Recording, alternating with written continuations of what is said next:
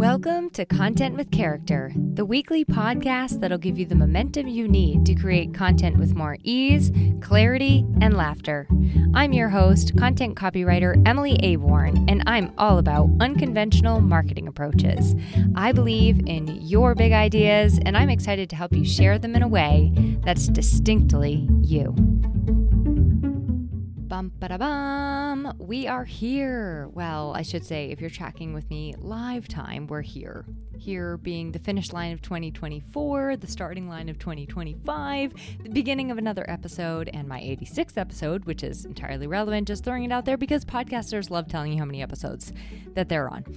Anyway, all that aside, I thought it would be a great way to tie up the year, wrap it in a little bow, by giving you some behind the scenes on one of the things that I focused quite heavily on in my business this year. And that was, as the title has already tipped you off to, podcast guesting. I went all in on podcast guesting this year, and I live to tell about it. So I wanted to share the realities of what happened, what didn't happen, and what a year in the guesting seat taught me and how it can help you to be a great guest and, realistically, a great host as well. So in total, I was a guest on 53 interviews this year, and I walked away with tons of tips, information, and insights. I've actually just been dying to share this with you, as weird as that may sound. So anyway, here we are. So this episode will be helpful for you, useful for you if you are a host looking to improve your interviews and your own guesting experiences. And you can also use the podcast, of course, if you're looking to be a podcast guest or a speaker, if you are looking for some of those opportunities of your own. Also, you can use it if you're just a business owner who wants to be a better collaborator, a better reciprocator, a better asker for what you wanter, because a lot of these takeaways are not just going to apply to podcasting. They're also going to apply to general networking, collaborating, working with clients, working with colleagues, etc., etc. So, real quick, before we get into it all, I do like to take one quick second at the top of the episode and introduce myself. Today, I'm just going to share a little facet of myself, which is that in addition to being a writer, I am a copywriter by trade. In addition to being a writer and lover of the written word since I was a little kid, I also liked the spoken word. I liked books and stories on tape, and I'm talking like cassette tape, not this newfangled Libby app or Audible that the cool kids have now. We were old school. We would get blank tapes, and when I wanted to make a recording, I would just record over a blank tape or other tapes in some instances because I was a troublemaker. So what I loved doing as a kid is I would record these talk shows and interviews with people, my parents' friends mostly, and I would also record cooking shows, right? On tape, which sounds like the most boring cooking show ever if you can't actually see what the chef is doing. Anyway, in high school, I went on to do a senior project actually where I got the opportunity to do more interviews like that, and they were a lot more structured.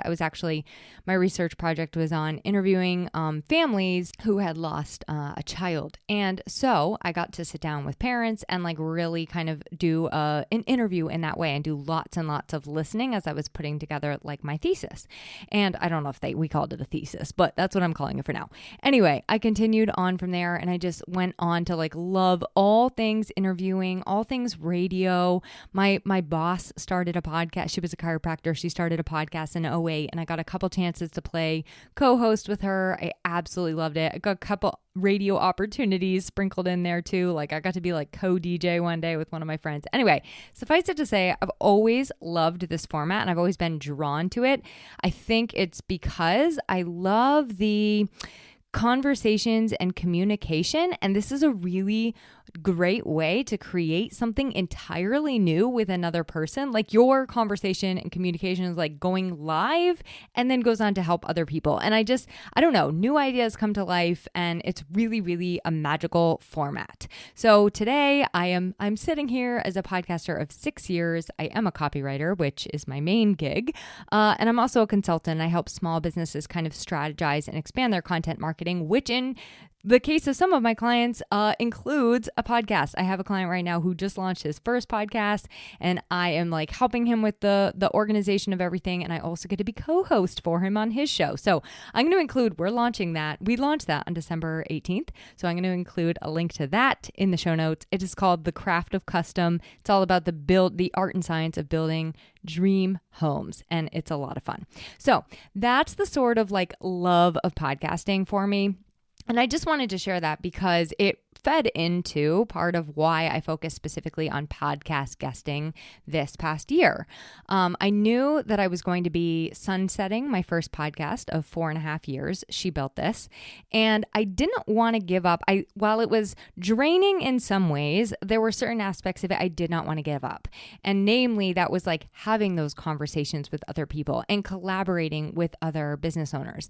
I also knew that I didn't want content with character to have guests because I have a lot to say, as you have come to learn by now, and I just really prefer when it's just you and me for the purposes of this show. I also knew I wanted the chance to have those conversations, connect, collaborate with people all over the world, and I wanted to kind of expand my network. This is a really good way for me to do it because one of the things about me is I kind of like to have a purpose in those coffee chats, right?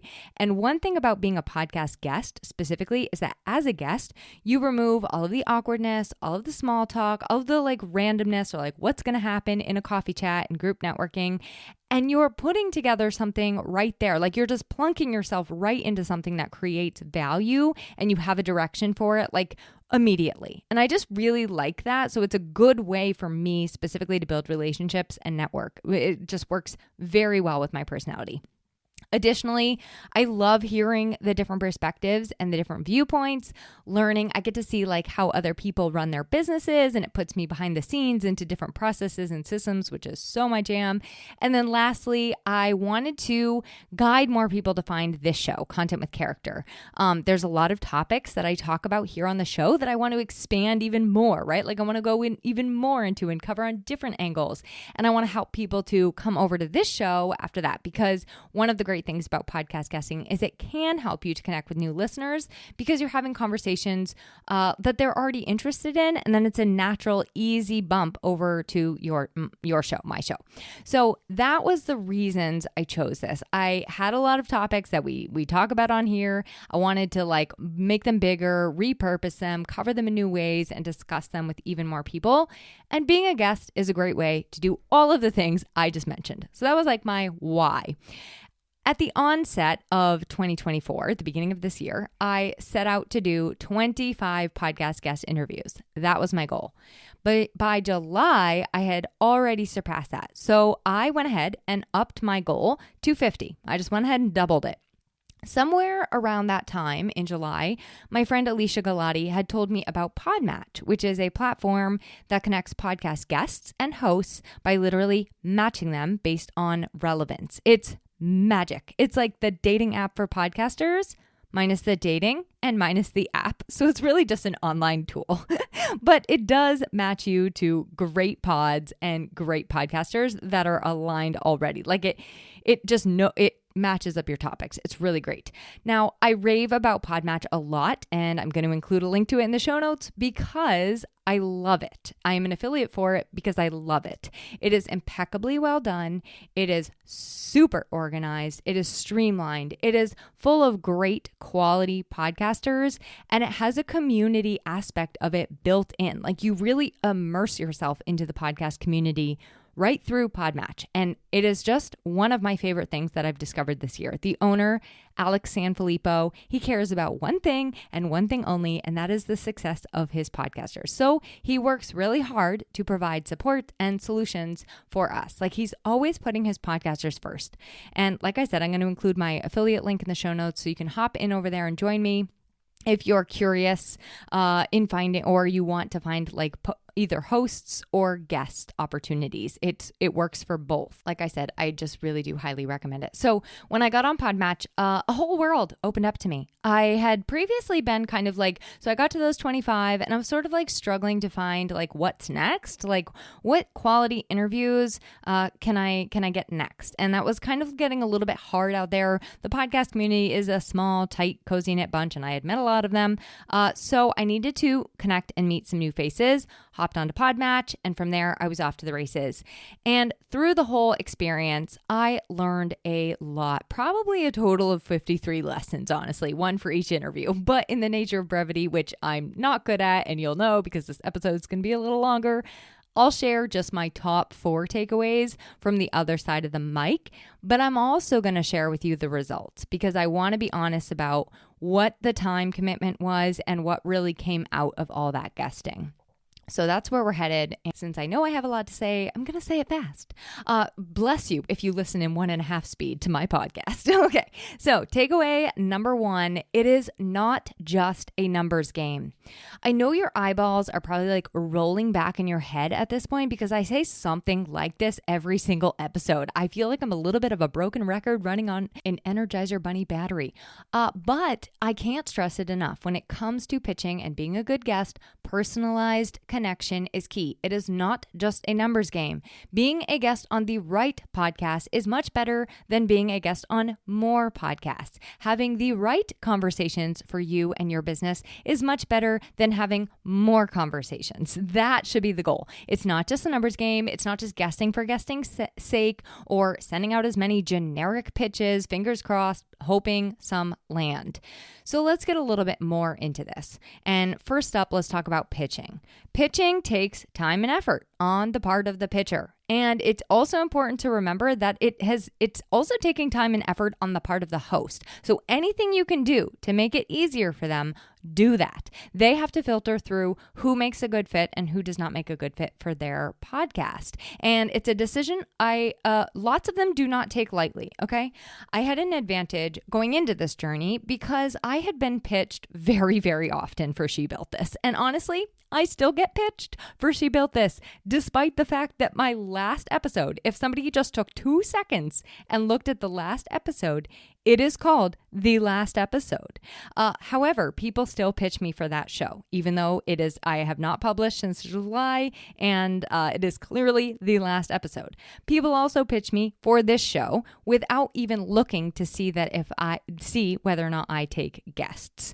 So what I'm saying is this is not a good way to go. It doesn't make the best impression on the host. A, you probably won't get regarded. B, and C, your job is to make their job easier. Now, the pitches I get more often than not are just mass sendouts. They are usually very irrelevant, but they have clearly put, in both instances, you can tell that they have put little or no effort into making the pitch, considering me, the host, at all. I've gotten so many dear sirs, dear ma'ams, dear madams.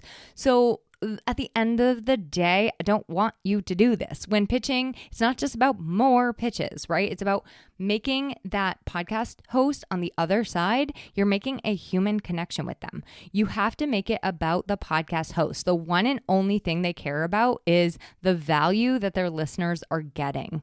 They've built rapport, relationships. They've put time and consistency into this podcast. Their listeners trust them, know them, like them. They're probably a community at this point. And so when a host says yes to you, they're really like inviting you in. They want you as a gift. It is a gift to share with these valued folks, these valued listeners of theirs. And it's not something to take lightly. So you can see that's much more than just a dear sir, or dear ma'am, or who it may concern. Sometimes this means listening to an episode or part of an episode or checking them out a little bit on their website or their social media or seeing who else was maybe a guest on their show that you might have in common with them. But it always means to pitch them in a way that shows how it benefits them, the host, and their listeners, not just you, the guest. So one thing I have seen a lot is like people publish a book and then they're like, I want to come on your podcast and talk about my new book. Okay, great. I'm sure you do. But how can you make it about me, the host, and also my listeners, the guests? Like, how can this benefit them, not just you, the guest? One more pro tip on pitching, and this I can and love helping people with. When you're thinking of your topics to pitch, or you're pitching a specific podcaster, it is possible, it is likely that they've had the topic of your expertise on their show before. So one tip I have for you, if that's the case, if you have kind of a common topic, is to look for a unique angle that no one else talks about when they talk about it. So for example, a ton of people pitch marketing and content tips. Like, you can find that on any podcast pretty much. So for me to pitch generically like that, it's probably not going to stand out that much. So I will usually pitch specifically on the areas of maybe like repurposing, which saves people a ton of time when it comes to their content. And I might even like call it something creative, right? I will also pitch on curiosity marketing, which is something I don't hear anybody talking about, and it's hugely important, or visibility and marketing strategies, or writing a really good bio, right? So, visibility and marketing strategies, let me just say, that don't involve social media. So like I take a totally even different angle, or writing a good bio. So I'm going to tailor these differently, but I will do it after looking through the other topics that the host has covered on the show. So if I've seen somebody kind of cover a similar topic, in some cases, I might even let them know, you know what, I could actually come in and provide a totally new perspective on this, or we can have like this kind of conversation, which people may not have heard before. Now, I'm not saying that I have the pitching thing mastered. Do not take this as the gospel, but I will say that out of the 40 pitches I sent, I only did not get a response from 10 people. And most of those 10, so I actually did check them out. Either they're inactive on Podmatch, and I also say, I think that a couple of them, and I mean this in the nicest way possible because I did follow up with them, but I think that probably they just see me as a competitor, and or maybe it's just not a really good fit. Like maybe they just genuinely don't like me, and that's fine. So that kind of brings me to the follow-up. Like, how do you do all that follow-up if you're sending that many pitches, right? So I'm going to say I don't actually always do it. If there's one that I'm like, well, I could go either way on that. I won't follow up with them, but I do it for some. And I would just recommend don't be aggressive about it. Like, how many emails have you gotten where they're like, just following up or bumping this back to the top of your inbox so you see it again? Like, I promise this is the last time I'm going to ask you, but it's annoying. It's kind of annoying. Like, if I was interested, I would have already done something. I would have already clicked your little link. I would have already responded. So leave me alone. Now, if you are really interested, if you feel like it would be an amazing fit, do follow up. Do check in to see if they had other questions or if there's, something else you need to consider in what you're sending them, but do not be generic or spammy about this. I had one follow-up where I could see that they had read my message, but I hadn't heard back. So I went ahead and followed up with them. And then they kindly wrote back and they were like, oh my gosh, so sorry. I barely ever use this platform, but thank you for reminding me. I do want to go ahead and book our chat. So personally, I'm all about reciprocity. I don't really want to be a guest on anybody's show who doesn't like me or who feels like we're competitors. I don't want to be anywhere where somebody else doesn't want me to be, and vice versa. So I don't push it, but I will follow up once in some cases. Other ways to bring yourself back to the component that it is not just a numbers game is to really humanize the actual interview process itself. And I am talking make every single interview a little bit of a different conversation. You're going to personalize each and every one. You're not just spewing out your framework or your little rehearsed 4-step secret to success. This is a different conversation with a different real person on the other side every time. And you have to remember, every single one of their listeners is like probably a new ear that has never ever heard you before. So keep in mind that they are all people too, right? Like these are all real people. So you really do want to personalize the even the interview. And what that might look like in real time is, well, what I usually do is before we even hit record, I will ask a question or maybe two to ensure that I really understand who the listeners are. I usually ask the host to give me a specific example of someone everyone they know is a very loyal listener. And whenever possible, I will tailor kind of points or examples to a person during our chat. So the goal there is to like make that personal connection right from the get-go. Also show that you really, really care about making sure this content is relevant to their listeners. The other super simple thing you can do is to use the host's name in the conversation. And I would also say use the podcast's name in the conversation. Make sure it is the correct name. I cannot tell you how many people used to call my She Built This podcast anything but She Built This in a conversation, and it just made me cringe as a host. It made me feel like I was just another number. So third kind of way to humanize the actual conversation, personalize the actual conversation is, and I learned this from the host of Your Intended Message, George Turok, it is okay to ask the host a question too. Like, this is a conversation. And I think that hosts actually really like it in a lot of instances. It adds this extra level of excitement and curiosity. You can ask them what they think about a certain thing if you have like a pretty strong opinion or a pretty strong perspective. Some of them will say those things naturally, but not always. So remember, like, you're allowed to ask a question to them too.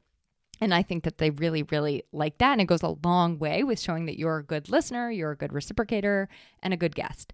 At the end of the day, that takeaway is just that this is not a numbers game. You're looking for aligned conversations with another human being. This is not a giant sales pitch. It's not about increasing your email list or bringing people into your little funnel.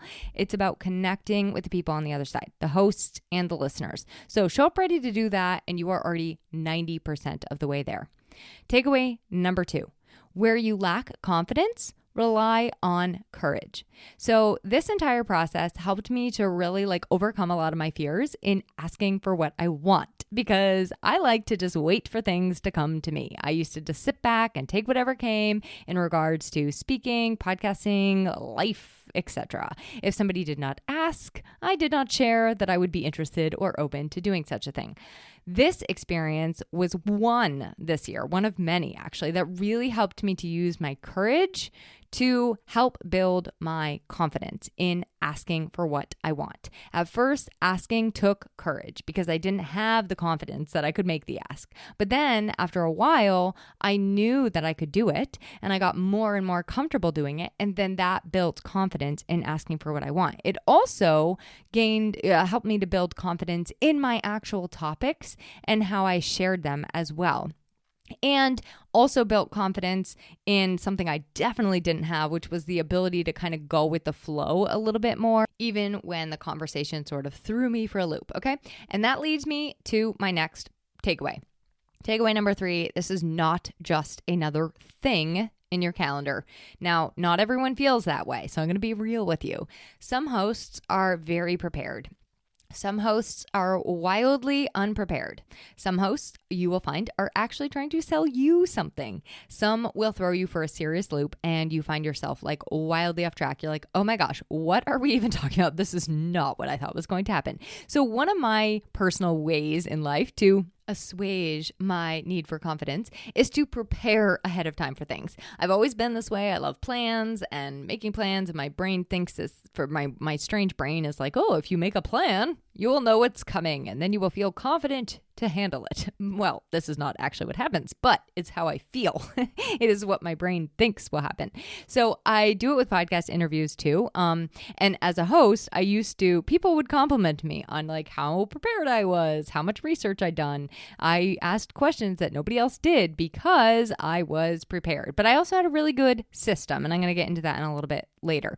But sometimes as a host, I would even read people's books and I would listen to multiple interviews of them talking before they even sat across from me in the guest chair. 99% of podcast hosts are not going to do that. But I will say that it kind of gave me good skills as a guest because I do still come very prepared. I'm not quite that prepared, but almost.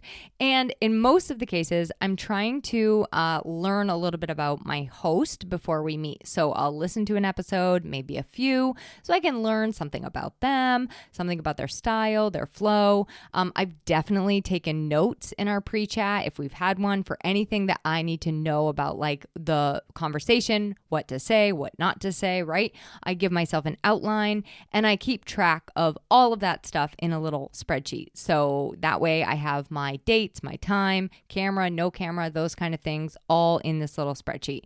And then I show up on time, right? Water in hand, a quiet space. I went pee before our interview. I am prepared. To me, this is not just another thing in my calendar. Now, not all guests are this way, so it's a great way to stand out. You're really showing that this is a gift. You're taking it seriously. Thank you for the opportunity. It's a great way to thank the host, but also not all hosts are this way. Like, some don't care that much about their show. Some are not prepared at all, and whatever, it's their show. They can do what they want. In some cases, that doesn't go so well. And it's not just because they will throw you for a loop, which is fine. Like, I've been able to kind of roll with some of those punches and navigate that a little bit more easily. But the reason it's not always the best strategy is because it doesn't always. There are exceptions to this. Like, I'm just kind of saying in some cases, it doesn't result in a very valuable chat for their listeners. It really depends on the purpose of their show and how well they are at asking questions on the fly. But if they're not prepared, or they know nothing about you, or they know nothing about your topic, or they decide to go wildly off-piste, you can find yourselves down this entirely irrelevant rabbit hole or on a tangent, or asking about something that like you actually don't know anything about. So one thing I'll say about a lack of preparation is that in some cases, it kind of makes it feel like, oh, you don't really matter that much to me about as a guest. And maybe even it shows that they don't really care that much about their podcast. Now, there are exceptions, like I said, to that. But if they kind of show up like half in and the interview isn't really that great as a result, it can kind of make you as a guest be like, I don't know if I really want to share that episode, which is something I'm going to get into later.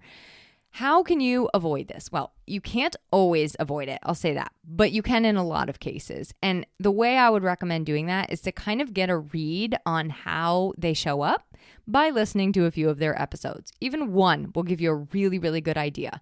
It's not always totally obvious, and it still can go wildly south. Like, this is not a perfect science. But I think that in most cases, if you listen to one of their episodes, you can get a pretty good gauge. And what you can do is also make sure that you as a guest show up as prepared as you can be, and that you're not treating this as just another thing on your to-do list. Like, this is not a numbers game. You can also present them from the get-go with a very clear direction. Like, I've had even people ask me to send them questions, and I love that because then they can ask me questions on these said topics, right? So you can just, as a guest, make sure that you show up ready to provide a valuable conversation, no matter what, to their listeners, and that you've done a little bit of your legwork on the front end, and it will save you some of that, like any like sort of curveballness that happens in the conversation. You can usually navigate it with a little prep. So takeaway number 4. You never know what a conversation will lead to. So to the point of this just not being another appointment in your calendar, this is why I want you to treat it with so much weight. When you are showing up to collaborate with somebody else, the possibilities are endless. I know that sounds cliche, but I mean it. When you decide to do this, you really never know who you will meet or what the result will be from there. I'm going to give you just a couple of examples. I could probably give you a ton. I've met some very, very close friends all through podcast guesting, and I've connected with people like all across the world. This past year alone, I met a woman named Barb Davids. She's the host of the Small Business Sweet Spot podcast, which is super fantastic, by the way. And after our interview, we stayed connected. Then she invited myself and website designer Josh Hall to collaborate with her on a live event. She also introduced me to Josh, who had me on his podcast. And because of that, I've connected with a ton of web designers, and I'm having conversations with some of them as well. So the possibilities really really, really are endless. And if you want even more reasons to do it, besides just meeting new people and connecting and endless possibilities, sharing tips, ideas, resources, excitement, if that is not enough reason, there's also the possibility of what you will learn about yourself and also your personality. It also gives you new ideas. It gives others new ideas. It has added projects and services and offerings and topics that I want to cover and books I didn't even know existed and that I want to read so much more. So results not guaranteed. Yours will look different than mine, but the possibility is always guaranteed when you show up, when you connect with others, and when you get visible. So those are my 4 takeaways. Like I said, I could probably come up with 53, one for each and every one of the interviews because I literally learn something new each and every time. But to recap them, they are, it's not just a numbers game. Where you lack confidence, rely on your courage. This is not just another thing in your calendar, and you never know what a single conversation will lead you to. So now I want to share with you the benefits, outcomes, a couple tips, need to knows, that kind of thing before going in. Did it grow my show? I had a couple of people ask me that. Yes, it actually did grow my show by about 40 to 50 listeners per week as of now, which I think is great. Maybe that is a small number to someone like big and fancy, but to me, that means the world, and I could not ask for more. And if you're one of those new ears who have joined me in this journey, hello, I'm so glad we found each other. And hi, Amy, I think somehow that is how you found this show. Did it increase my visibility? And what does it mean when you decide to get more visible? Somebody asked me that question and I was like, ooh, that's a good question.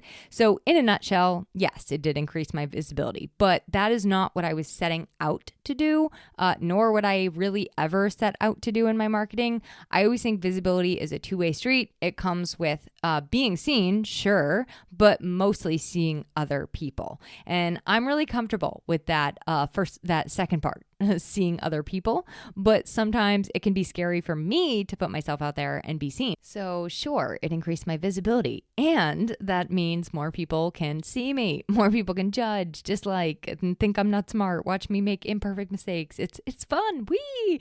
Now, I say this because some of these things that you bump up against when you decide to get visible, when you decide to put yourself out there, when you decide to ask for what you want, they can be real blocks for some people in taking those action steps to getting visible. So if visibility is all you're after, like if that's just like the entire reason you're doing it, I would ask you to rewind and sit down and think of some more whys behind why you're doing this, because I'll tell you what, that alone isn't going to get you through some of the stuff that comes up for you. There's a lot to work on deep down inside in some of these things, for some of us, right? But your why, a really strong why or a couple whys, is actually what's going to be able to keep you moving forward and keep you afloat when any of that self-doubt comes up, any of that fear. It can help quell the heart palpitations if they arise. So I would recommend if visibility, if you get blocked a little bit when you think about visibility or marketing yourself or putting yourself out there, start getting really, really solid on some of those whys that you're doing it in the first place. It also taught me in being more visible, no matter how you choose to get visible, it is just a conversation, okay? Like I said, it's always, yes, being seen more, but also seeing other people. There are real, true, blue human beings on the other side of these conversations, and it is just allowing yourself to see them and also be yourself and be seen for who you are. Not everyone is going to like that. And no amount of visibility will change that not everybody's going to like that. That is okay.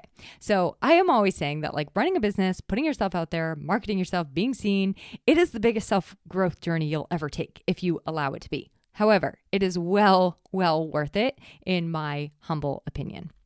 Okay, another great question I got was, how did I find all of these interviews? Super great question. If more podcast guesting is on your radar, I wanted to include not just the paid resource of Podmatch, but also some other resources that I rely on or have relied on in the show notes. I personally connect with a lot of other members in the podcasting community, and so a lot of my interviews actually came through word of mouth or referrals, personal connections, like friends of friends, things like that. And then I've already mentioned that I used Podmatch Podmatch, which is that podcast guest and hosting platform. And I love that. But I'll say this about the podcast community. Once you kind of get going in it, you'll find that it is cozy, tight-knit, diverse, and really, really welcome. I mean, the reason a lot of these hosts are doing this is because they too like to meet new people, right? So they want you to be there. There are a couple free options. So there's a podcast collaborative group on Facebook, which is free at the base level. There is also a podcast guest group on Facebook, which is free, I think, at all levels. And then there's the New England Podcasters Facebook group, which is less of a guest hosting thing, more of a community. But I bet you that guesting comes as a result for a lot of those folks. And then there's a community that my friend recommended. It is called the Podcast Feminist Collective. That's founded by Becky Mollenkamp. And it is free, though it does take intentionality, time in supporting other people and consistency. So I'm going to include all of those resources. Like I said, those are all free resources. I'll include all of those in the show notes.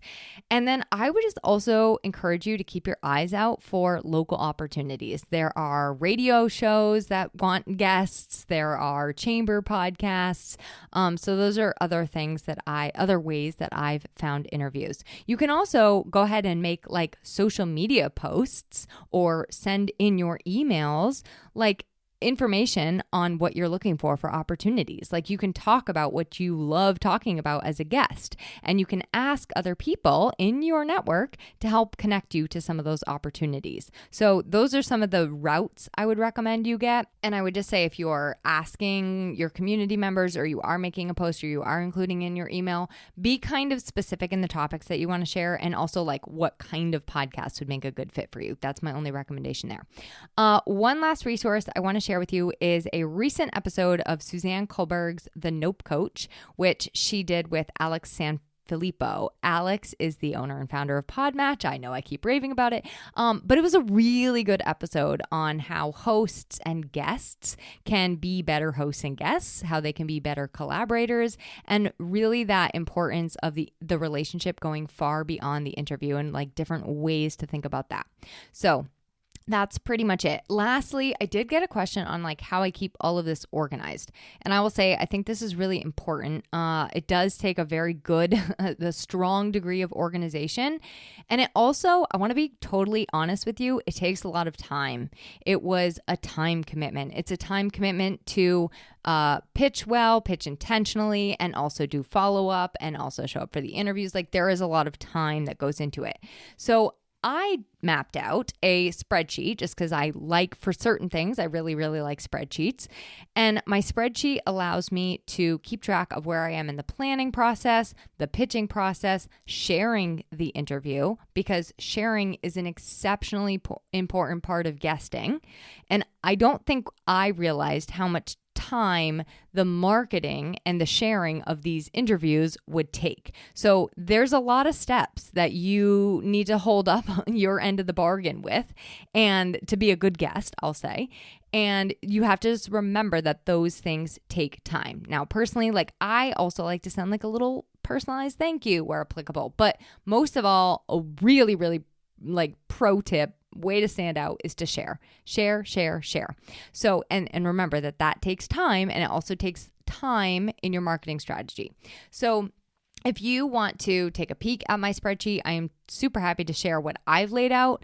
I can also talk you through like a specific strategy of your own. That's why I do those strategy sessions. And we can work on pitching. We can work on the topics that you're presenting. We can break them all down and map them out, like outline them, make them make sense for your business, to show you how to do follow-ups, bios, all of that. Like all that could happen in a 90-minute strategy session. I know you're like, whoa, mind blown. So I will include a link in the show notes for my strategy session. But I'm happy to share that spreadsheet, no problemo, and any other little tiny things I can help you in getting started. So on that last note, I wanted to share, I think my biggest takeaway of all. I think at the end of the day, what this really has helped me to do is to refine my message and show me how I want to be sharing on certain topics and what I really want to be known for and what I really want to be helping people with. It gave me tons of ideas for this show, gave me tons of ideas for repurposing. And I also walked away with a whole bunch of new podcasts to listen to. So now I get to learn even more and grow even more in different areas. So that's been really lovely. Another totally surprise and unexpected gift is that through all of this, I actually created an entirely new offering. Like it just kind of popped into my universe through all of this.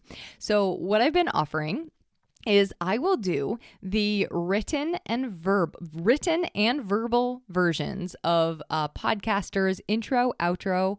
I will write the podcast description. I will do the bio. I will do the personality of the podcast, do's and don'ts, says and don't says, and also show notes. And this is like either like a podcast refresh or a podcaster getting started. And I also have a podcast guest kind of bundle too, because I just really feel strongly about helping people to find their voice. So they're called the Find Your Voice bundles.